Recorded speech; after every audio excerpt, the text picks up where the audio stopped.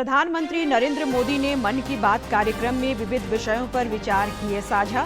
कृषि अर्थव्यवस्था के लिए आम उत्पादक किसानों को बताया खास।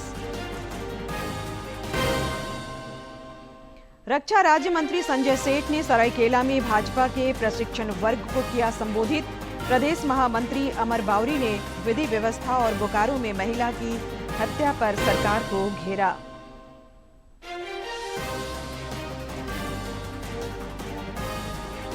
विश्व तंबाकू निषेध दिवस पर राज्य भर में कई जागरूकता कार्यक्रमों का आयोजन। तंबाकू से दूरी और स्वस्थ जीवन शैली का दिया संदेश। और जामताड़ा में राज्य स्तरीय बालिका खो खो प्रतियोगिता संपन्न। रांची को खिताब, रामगढ़ उप विजेता। 3 दिवसीय प्रतियोगिता में 16 टीमों ने दिखाया दम।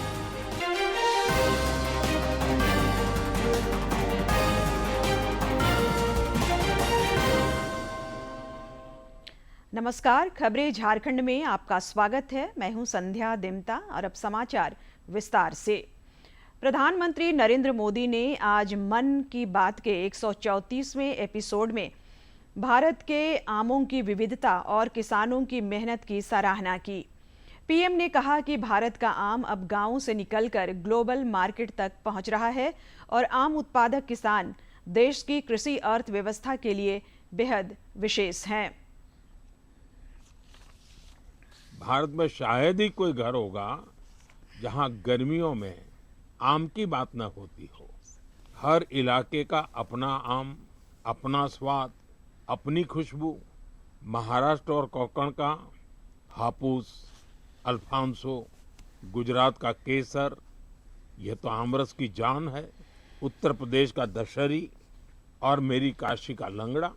वैसे लंगड़ा आम की एक खास बात होती है, पकने के बाद भी उसका रंग कई बार हरा ही रहता है।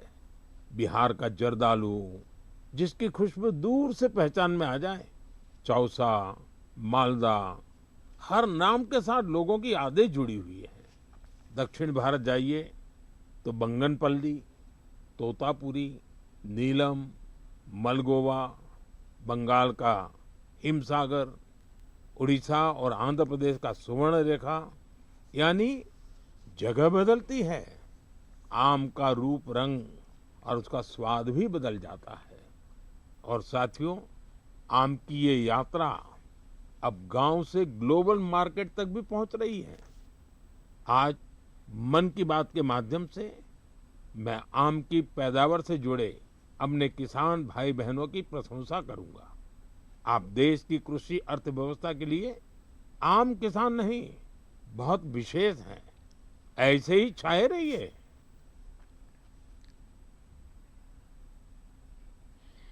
मन की बात में प्रधानमंत्री ने आज कई प्रेरणादायक जीवन यात्राओं और पहलों की भी चर्चा की। उन्होंने कहा कि सेवा के लिए साधन जरूरी नहीं, अच्छा इरादा ज्यादा जरूरी है।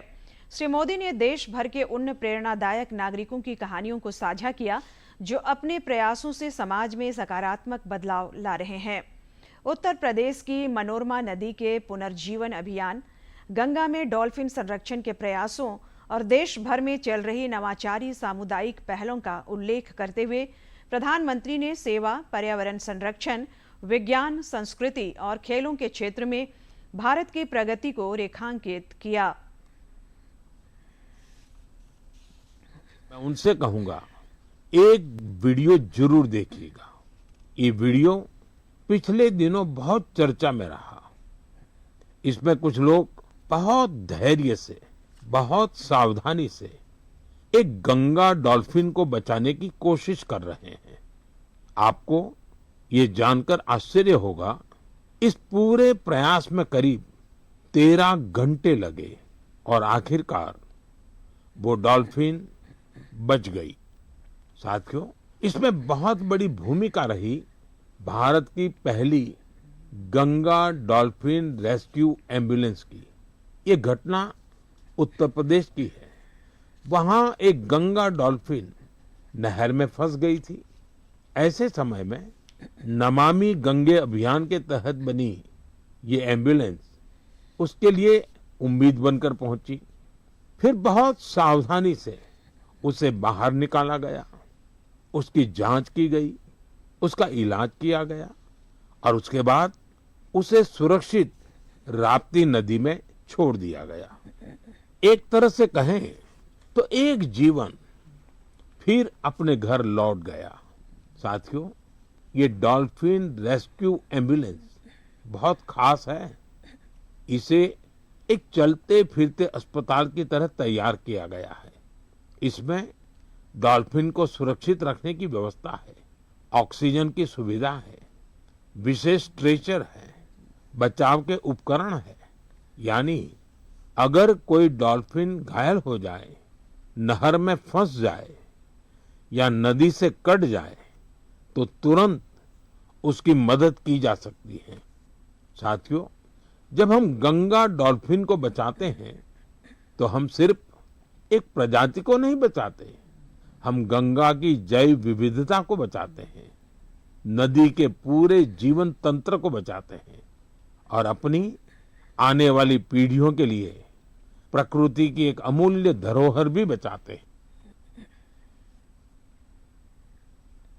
राज्य में भी प्रधानमंत्री की मन की बात को सभी लोगों ने संजीदगी से सुना। खास और आम सबों ने प्रधानमंत्री की बातों को प्रेरणादायक बताया और विचारों को आत्मसात करने पर बल दिया। गौरतलब है कि पीएम का मासिक मन की बात कार्यक्रम कई जन आंदोलनों का वाहक भी बना है। भाजपा प्रदेश कार्यालय में आज आदित्य प्रसाद साहू और बाबूलाल मरांडी समेत अन्य नेताओं ने मन की बात कार्यक्रम को देखा और सुना। अगर ठान ले कि वे हमें देश के लिए करना है, समाज के लिए करना है, वो बड़े से बड़े काम कर सकते हैं। और प्रधानमंत्री जी ने इस बात की आग्रह भी किया है। हमें भी कुछ ना कुछ इस प्रकार के काम करना चाहिए ताकि लोगों के लिए वो एक उदाहरण बने और प्रेरणा का वो कारण बने। राज्यसभा चुनाव की अधिसूचना कल जारी होगी। झारखंड में 2 सीटों के लिए ये चुनाव कराए जा रहे हैं। झारखंड में एक राज्यसभा सीट पूर्व मुख्यमंत्री शिबू सोरेन के निधन के बाद से ही खाली है। वहीं राज्यसभा सांसद दीपक प्रकाश का कार्यकाल भी 21 जून को खत्म होने वाला है। भारत निर्वाचन आयोग द्वारा निर्धारित कार्यक्रमों के अनुसार उम्मीदवार 8 जून तक नामांकन दाखिल कर सकेंगे।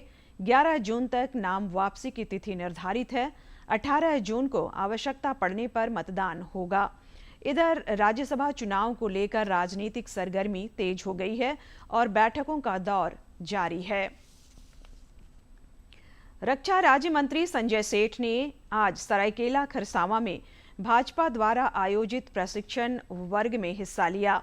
इस दौरान उन्होंने कार्यक्रम स्थल पर लगी प्रदर्शनी का भी अवलोकन किया।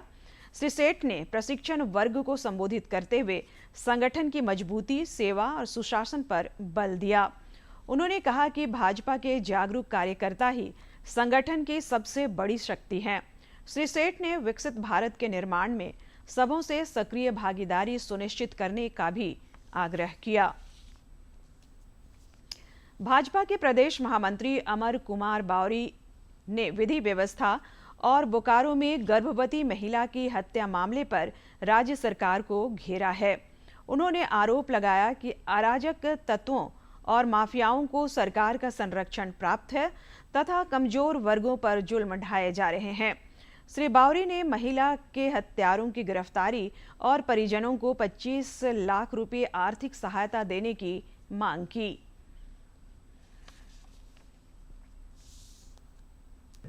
ये मुख्य आरोपी जो सरगना हबीबी, जिसको बचाने के लिए पूरा ताकत एक कांग्रेस और कांग्रेस के विधायक और पूरी तरह से लगाए हुए हैं, सरकार को जिसका संरक्षण मिला हुआ है, वो जब तक गिरफ्तार ना हो, अविलंब यदि गिरफ्तारी उनकी ना होती है, पीड़ित परिवार को 25 लाख रुपए का मुआवजा नहीं मिलता है। और इससे घटना के लिए जो दोषी पुलिस अफसर और मेडिकल के जो स्टाफ्स हैं, जिन्होंने पोस्टमार्टम को पहले खराब करने की कोशिश करी, पोस्टमार्टम पूरी तरह से निष्पक्ष आए, यह भी प्रशासन के लिए एक चैलेंज है।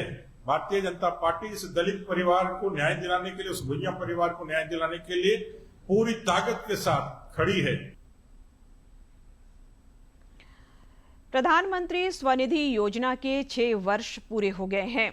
इस उपलक्ष्य में अगरतला में आयोजित कार्यक्रम में केंद्रीय मंत्री मनोहर लाल शामिल हुए।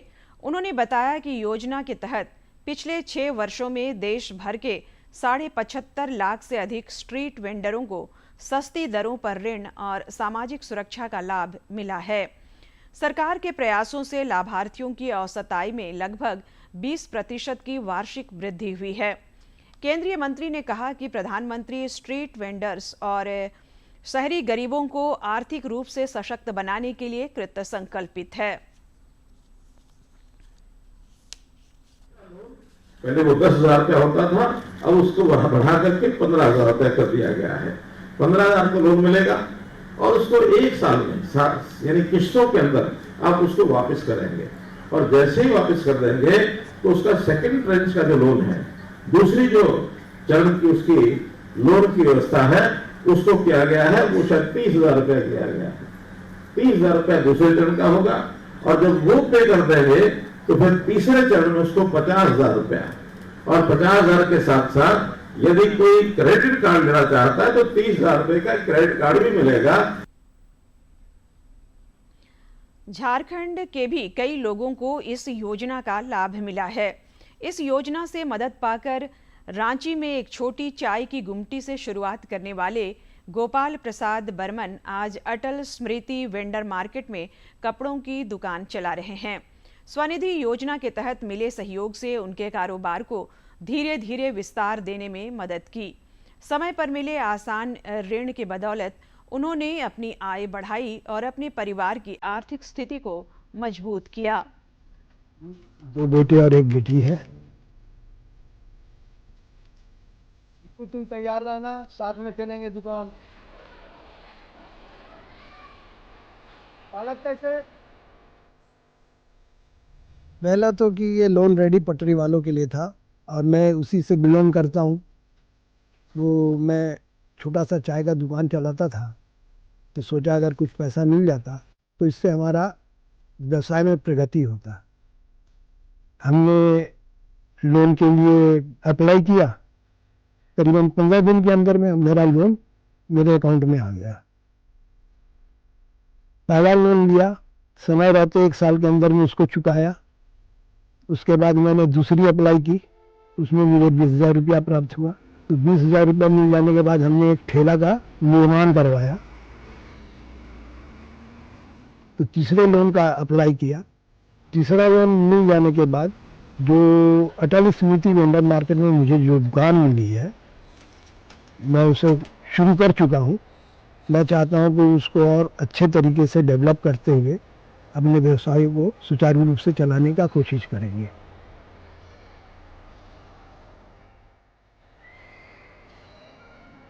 प्रधानमंत्री स्वनिधि योजना जो है हम जैसे लोगों के लिए मील का पत्थर है। आने वाले समय में मेरे समझ में तो यही आता है कि लोग प्रेरणा लेते हुए और इनकी सहायता लेते हुए अपने व्यवसाय को आगे से आगे ले जाने का कोशिश करें तो वो सफलता जरूर हासिल करेगा।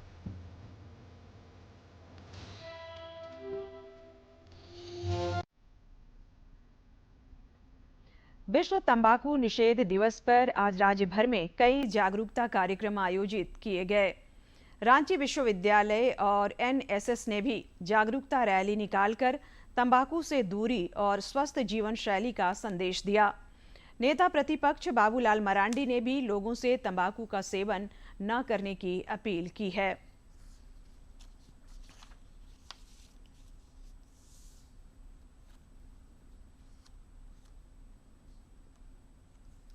प्रकार से लोग उसका सेवन करते हैं तो हम कहेंगे कि आज तंबाकू दिवस है तो उसको संकल्प लेना चाहिए कि भाई इससे स्वास्थ्य और शरीर ये दोनों को नुकसान पहुंचाता है और स्वास्थ्य और शरीर जब बिगड़ता है तो पूरा परिवार का ही स्वास्थ्य बिगाड़ देता है, पूरे समाज का ही स्वास्थ्य को बिगाड़ देता है।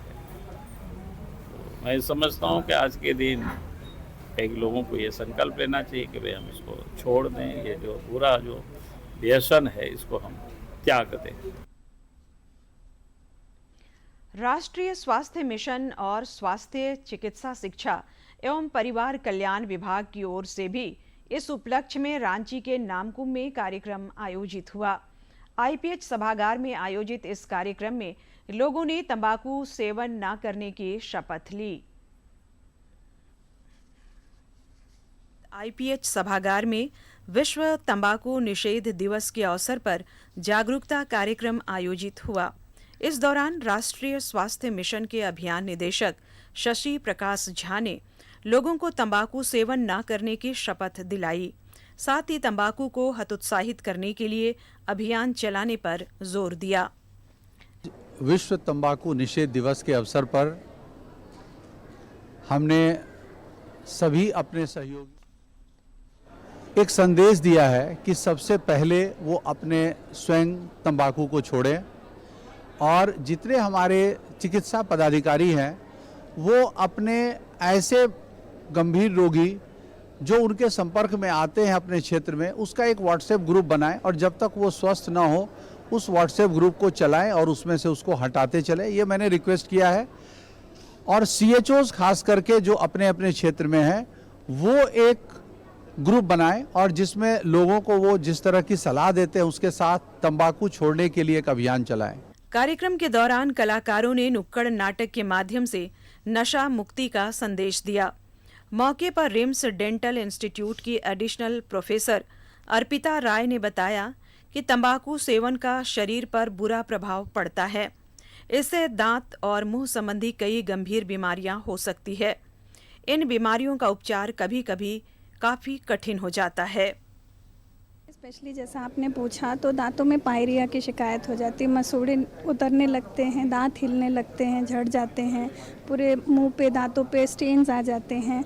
और सबसे बड़ी जो प्रॉब्लम है उसमें ओरल प्री कैंसर जैसे कि ल्यूकोप्लेकिया, एरिथ्रोप्लेकिया, ओरल सबम्यूकस फाइब्रोसिस जैसी चीज़ें और ओरल कैंसर, इसके हमें लक्षण दिखने लग जाते हैं जिनको ट्रीट करना बाद में जाके बहुत मुश्किल हो जाता है।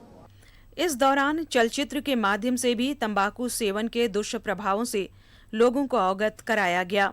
मौके पर मौजूद रांची सदर अस्पताल के senior dental surgeon doctor Ravi Raj ने बताया कि जिला अस्पतालों में तंबाकू त्याग केंद्र संचालित है, जहां तंबाकू सेवन की आदत छुड़ाने की दिशा में कार्य किया जाता है कि गैप कैसे रह जाए, लोगों को जानकारी हो नहीं रही है। तो अब सरकार ने अभी आज कुछ चीज़ें स्टार्ट करी हैं जिससे हम इस पे बेटर हो पाएंगे, करेंगे बेटर काम इस पे, लोगों को ज़्यादा अवेयरनेस करेंगे। स्कूल में कैंप होते थे ये सब, अब हम सोशल मीडिया पे भी स्टार्ट कर रहे हैं कि लोग जानें कि क्या हो रहा है और कहाँ हमें सुविधाएँ मिल सकती हैं। स्कूल्स में गवर्नमेंट अब तो छोटे बच्चे जो 8 से 9 साल के बच्चे हैं, पहले तो एज ग्रुप थोड़ा ज़्यादा लिया जाता था, अब तो now we are trying to reduce the age group also because 8 to 9 में स्टार्ट हो जा रहा है। तो हम लोग उसके लिए सोशल वर्कर्स हैं हमारे जो जाके स्कूल्स में काम करते हैं, हम कैंप्स करते हैं, ओल्ड एज होम से भी करते हैं। कार्यक्रम में उपस्थित लोगों ने तंबाकू सेवन नहीं करने तथा दूसरों को भी इसके प्रति जागरूक करने का संकल्प लिया। विशेषज्ञों का मानना है कि जन जागरूकता और सामूहिक प्रयासों से ही समाज को नशा मुक्त बनाया जा सकता है। डीडी न्यूज के लिए रांची से सहयोगी विकास कुमार के साथ प्रणय प्रबोध की रिपोर्ट। पलामू में पुलिस ने हैदरनगर थाना क्षेत्र में बड़ी कार्रवाई करते हुए एक कुख्यात अपराधी गिरोह के 4 सक्रिय सदस्यों को गिरफ्तार किया है। पुलिस को गुप्त सूचना मिली थी कि अपराधी सड़क निर्माण कर रही कंस्ट्रक्शन कंपनी के कैंप पर गोलीबारी कर दहशत फैलाने और रंगदारी वसूलने की योजना बना रहे हैं। पुलिस ने छापामारी अभियान चलाकर योजना बनाते इन अपराधियों को दबोचा। पुलिस अधीक्षक कपिल चौधरी ने बताया कि इनके पास से 2 पिस्टल, कारतूस और 4 मोबाइल समेत कई चीजें बरामद किए गए हैं। पे कुछ संदिग्ध लोगों को पूछताछ के लिए जब पकड़ा जाने लगा तो उनके द्वारा भागने का प्रयास किया गया। जब पुलिस के द्वारा उनको खदेड़ कर पकड़ा गया तो उनके पास से एक बैग में पिस्टल रिकवर हुई, जिसमें कि 2 9mm की पिस्टल रिकवर हुई थी और इसके अलावा कुछ गोली उनके पास से बरामद हुई। जब उनसे पूछताछ की गई तो पूछताछ में उन्होंने स्वीकार किया कि उनके द्वारा राहुल सिंह के गैंग के लिए रंगदारी वसूलने का काम किया जा रहा था। तो व्यापारियों को डराने धमकाने के उद्देश्य से उनके द्वारा यहाँ पे किसी घटना को अंजाम देने के लिए ये सब लोग मिलकर आए हुए थे, जिसके बाद इन सबकी अरेस्टिंग हुई है। इसमें 4 लोगों की अरेस्टिंग हुई। ये चारों लोग लातेर जिले के रहने वाले, जिसमें विक्रांत सिंह, संतोष राम, मधुकांत प्रजापति, विक्रम राज, 4 व्यक्तियों को गिरफ्तार किया गया। कुछ जानकारी मौसम से। राज्य में 6 जून तक बारिश की संभावना है। मौसम विज्ञान केंद्र ने संताल समेत विभिन्न जिलों में मेघ गर्जन, आंधी और वज्रपात के साथ बारिश की संभावना जताई है। इधर बारिश की वजह से सभी जिलों में तापमान में गिरावट हुई है, जिससे लोगों को फिलहाल गर्मी से राहत मिली है। आने वाले 5 दिनों के दौरान एक बार फिर तापमान में करीब 5 डिग्री सेल्सियस की वृद्धि का पूर्वानुमान है। जामताड़ा में 3 दिवसीय जूनियर बालिका खो खो प्रतियोगिता का आज समापन हो गया। रामगढ़ को पराजित कर रांची की टीम विजेता बनी। खूंटी तीसरे जबकि मेजबान जामताड़ा की टीम चौथे स्थान पर रही। इस प्रतियोगिता में राज्य की 16 टीमों ने हिस्सा लिया। समापन समारोह के दौरान विजेताओं को शील्ड और मेडल देकर सम्मानित किया गया। पुलिस उपाधीक्षक नीलम कुजूर, जिला खो खो संघ के अध्यक्ष डीडी भंडारी और खो खो खिलाड़ी आकांक्षा कच्छप ने प्रतिभागियों का उत्साहवर्धन करते हुए उनके खेल भावना की प्रशंसा की। लेकिन अभी भी हम लोग हर खेल में, चाहे क्रिकेट हो, चाहे हॉकी हो, चाहे हर जगह पे आज लड़कियां हैं। जैसे हमारे ही झारखंड की टीम की बहुत सारी खिलाड़ी हैं जो आज ओलंपिक तक पहुंच गई हैं, चाहे निकी प्रधान हो, चाहे सलीमा टेटे हो। तो इस तरह के आयोजन अगर लगातार किए जाएंगे क्षेत्र में, चाहे जिले में, चाहे राज्य में, तो और नई नई प्रतिभाएं ग्रामीण क्षेत्रों से आगे आएंगी। जूनियर बालिका वर्ग का खो खो चैंपियनशिप हुआ, जिसमें हमारी 16 टीमें भाग ली और विशेष करके हम देखते हैं गांव देहात की जो बच्चियां हैं वो उठ के आई है और वो अपना पूरा प्रतिभा का लोहा मनवाया है जामताड़ा के इस ऐतिहासिक गांधी मैदान में। अभी भारत सरकार खो खो मतलब पूरे गेम को बहुत बढ़ावा दे रहे हैं, जिसके वजह से आज हम लोग रांची से यहाँ जामताड़ा आके हम लोग फर्स्ट पोजीशन लिए हैं। और ऐसे ही मैं भारत सरकार को कहना चाहूँगी कि हमें प्रोत्साहित करें। जामताड़ा में क्रिकेट के मैदान में भी कई खिलाड़ी जलवा बिखेर रहे हैं। जिले के 6 खिलाड़ियों का चयन जेपीएल की फ्रेंचाइजी टीमों ने किया है।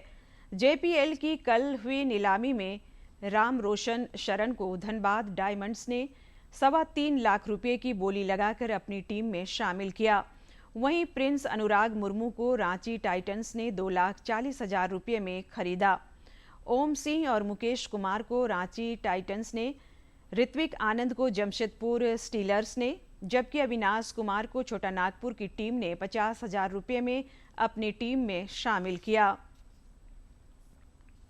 21 जून को मनाए जाने वाले अंतर्राष्ट्रीय योग दिवस का काउंटडाउन शुरू है और देश भर में इसको लेकर उत्सुकता बनी हुई है। इधर नई दिल्ली में पहले विश्व योगासन चैंपियनशिप का शुभारंभ हुआ। भारत में पहली बार विश्व योगासन चैंपियनशिप 2026 का आयोजन 4 से 8 जून तक गुजरात के अहमदाबाद स्थित एका एरिना में किया जाएगा। नई दिल्ली में केंद्रीय खेल मंत्री डॉक्टर मनसुख मांडविया ने इस ऐतिहासिक प्रतियोगिता का शुभारंभ किया। इस मौके पर चैंपियनशिप का लोगो, आधिकारिक जर्सी और शुभंकर वीर द लायन भी लॉन्च किया गया। इस प्रतियोगिता में Japan, Nepal, Sri Lanka, Kenya, Oman और नीदरलैंड समेत 60 से ज्यादा देशों के खिलाड़ी हिस्सा लेंगे। चैंपियनशिप में ट्रेडिशनल योगासन, आर्टिस्टिक योगासन, रिदमिक पेयर्स और टीम इवेंट्स जैसी कई प्रतियोगिताएं होंगी। जूनियर, यूथ और एलिट वर्ग के खिलाड़ी अंतर्राष्ट्रीय नियमों के तहत मुकाबला करेंगे। इस मौके पर केंद्रीय खेल मंत्री ने कहा कि भारत ने दुनिया को योग दिया है और अब भारत ही योगासन को एक वैश्विक प्रतिस्पर्धी खेल के रूप में नई पहचान दिलाने की दिशा में आगे बढ़ रहा है। योग ये हमारे देश की संस्कृति भी है, हमारी जीवन शैली भी है। आज से सदियों पहले योग भारत से निकल के सारे दुनिया में गया है। फिर से योगासना की फर्स्ट वर्ल्ड चैंपियनशिप करके उसको पुनः भारत में एक बड़ा कार्यक्रम के रूप में आयोजित करेंगे। वर्ल्ड चैंपियनशिप है, अभी प्रारंभ भारत से कर रहे हैं और सारी दुनिया के अलग अलग कंट्री में उसको भविष्य में करा जाएगा। केंद्र सरकार, खेल मंत्रालय, आयुष मंत्रालय, स्पोर्ट्स अथॉरिटी ऑफ इंडिया और गुजरात सरकार के सहयोग से आयोजित यह प्रतियोगिता योगासन को भविष्य में ओलंपिक तक पहुंचाने की दिशा में भी एक बड़ा कदम मानी जा रही है। It's about positioning India at the center of the world's fastest growing wellness revolution. Because the world today is searching for three things: better health, better mental balance, and a better way of living. And India already has the answer. The answer is yoga. विश्व योगासन championship 2026 Bharat की सांस्कृतिक विरासत और आधुनिक खेल भावना का अनोखा संगम बनने जा रही है। तापस भट्टाचार्य की रिपोर्ट, डीडी न्यूज। गोड्डा के स्थानीय महिला महाविद्यालय में लोक संस्कृति और पारंपरिक धुनों का एक अनूठा संगम देखने को मिला।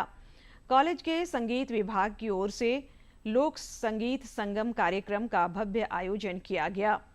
इस सांस्कृतिक उत्सव में महाविद्यालय की छात्राओं ने अपनी समृद्ध विरासत को समेटे लोक गीतों पर एक से बढ़कर एक मनमोहक प्रस्तुतियां दी। वाद्य यंत्रों की थाप से पूरी तरह सराबोर रहा। कार्यक्रम का शुभारंभ कॉलेज की प्रभारी प्राचार्य प्रोफेसर सुमन लता ने किया। दीप प्रज्वलन के बाद अपने संबोधन में उन्होंने संगीत के महत्व को रेखांकित करते हुए एक गाने की भी प्रस्तुति दी। 5 जुलाई को हमारा कार्यक्रम है, अंतर्राष्ट्रीय एक हमारा वर्कशॉप है। सारी लड़कियां यही रहेंगी, समय रहेगा शाम का, और हम लोग सबों को, जो हमारे बाहर से आने वाले लोग हैं, उन सबों को हम लोग यही दृश्य दिखाएंगे गांव का ही। इस लोक संगीत संगम में छात्राओं ने अपनी बहुमुखी प्रतिभा का प्रदर्शन किया। छात्राओं ने सुप्रसिद्ध पारंपरिक गीत चारों दुल्हा में बड़का कमाल सखिया पर मनमोहक नृत्य किया, जिसके माध्यम से उन्होंने भगवान राम और सीता माता के पावन विवाह प्रसंग का चित्रण किया।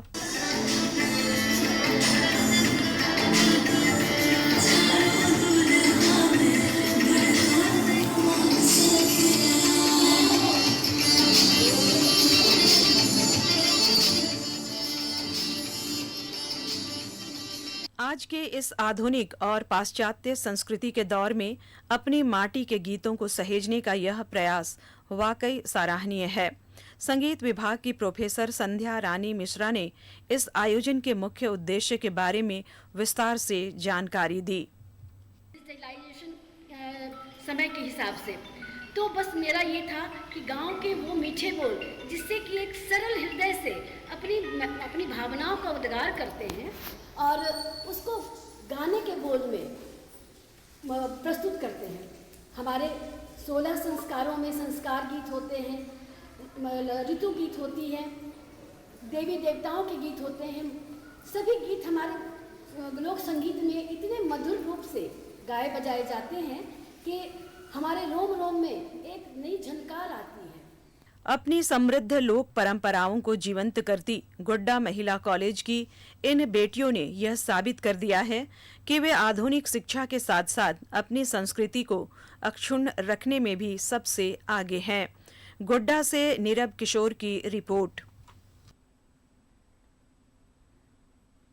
अंत में मुख्य समाचार एक बार फिर।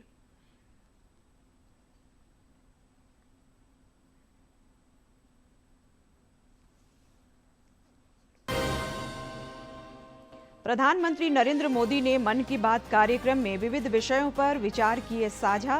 कृषि अर्थव्यवस्था के लिए आम उत्पादक किसानों को बताया खास। रक्षा राज्य मंत्री संजय सेठ ने सरायकेला में भाजपा के प्रशिक्षण वर्ग को किया संबोधित। प्रदेश महामंत्री अमर बावरी ने विधि व्यवस्था और बोकारो में महिला की हत्या पर सरकार को घेरा।